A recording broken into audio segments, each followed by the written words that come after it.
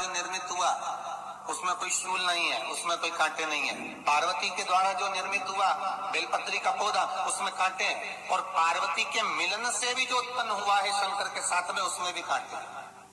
शमी के पौधे में भी कांटे हैं, शमी के वृक्ष में भी कांटे हैं।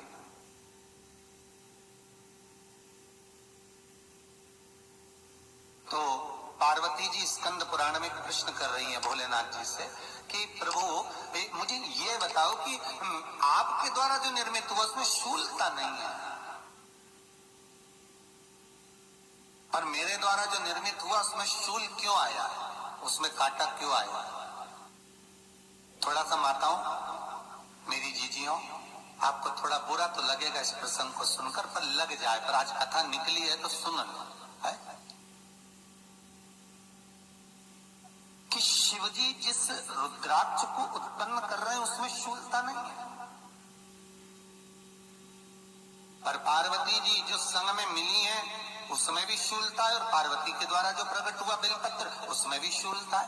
तो भगवान महादेव बोलते हैं, पार्वती मैं तुझे कुछ कहूं और कहने पर तुझे तेरे हृदय में कोई बात चुभे, शूल लगे तो मुझे ठीक नहीं लगेगा। नहीं नहीं नहीं, आप कहिए प्रभु, मैं सुनने के लिए तैयार हूं, आप तो बोलो कि कारण क्या है।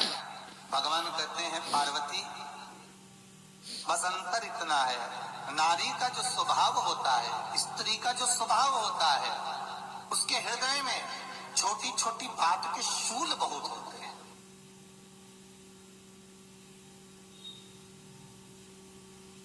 जेठानी ने ये कह दिया, देवरानी ने ये कह दिया, तुम्हारी मम्मी ये बोल दी, तुम्हारे पापा ने ये कह दिया, तुम्हारी बहनों ने ये कह दिया, तुम्हारे भाई ने ये कह दिया, तुम्हारे रिश्तेदार ने ये बोल दिया। ये नारी के भीतर ये शूलता रहती है।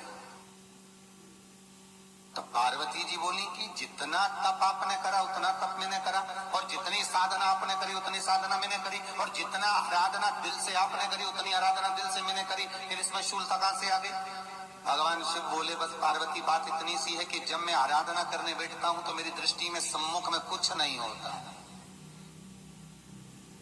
जब मैं आराधना करने बैठता हूं तो मेरी दृष्टि में मेरे सम्मुख में कुछ नहीं होता कि कौन ने क्या करा है, कौन ने क्या बोला है, कौन क्या कर रहा है, उससे मुझे मतलब नहीं होता,